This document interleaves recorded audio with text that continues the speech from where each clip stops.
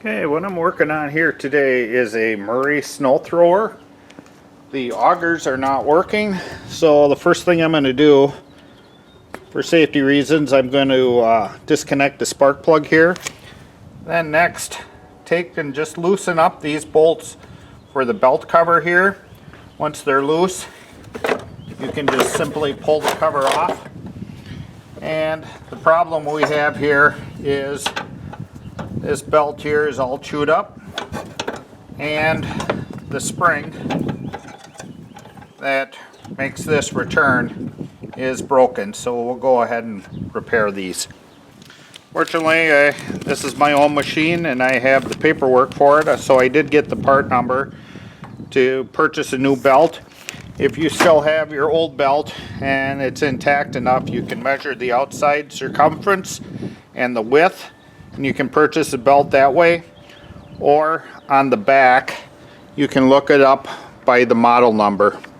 So on the back of the machine there is a decal with the model and serial number. You'll need that to purchase the correct belt.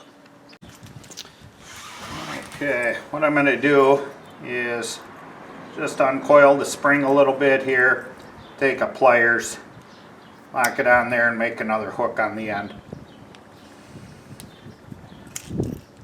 Ideally you should purchase a new spring, but that's what I'm going to do. Now with that spring like that, we'll go ahead and reinstall the spring.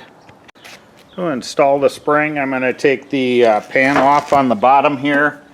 And what I'm going to do first is make sure my fuel is turned to the off position.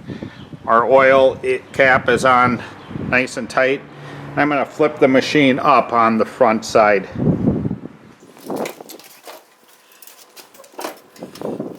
Now with the machine flipped up, I'm going to take and remove these two bolts here. And then on the side, here's my two bolts on the side there. The weld is broken, so I'll have to weld that up. Okay, I'm going to just clean out the carnage from that belt there. And as you can see, there's a little tab right down here.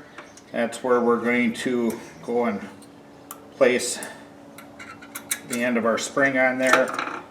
And the other piece goes up on top into that hole.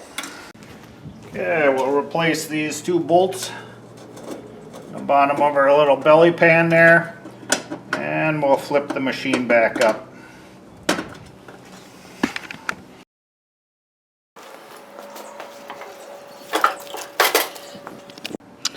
Okay, so I have that spring attached right here.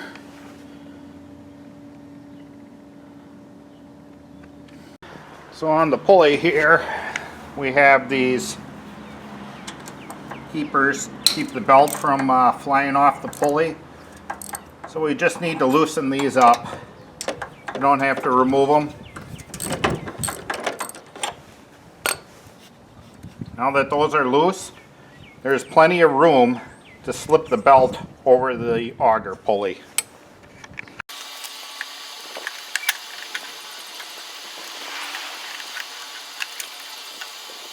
Now with that around the bottom pulley there, what we're going to do, this needs to be on this side of this idler pulley here, and then it comes up on the top up here.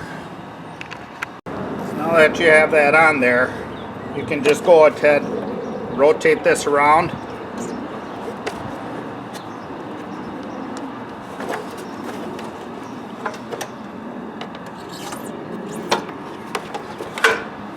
Then we'll go and put our belt guides on here, not touching the belt, but just very closely to it.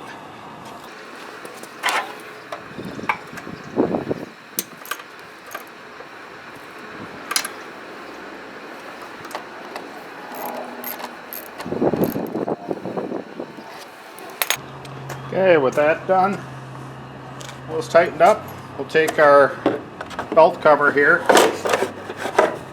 slide that back on, and we'll tighten up our bolts on each side there. Now with those bolts tightened up, we'll reconnect our spark plug here. Turn the fuel back on and we can fire it up.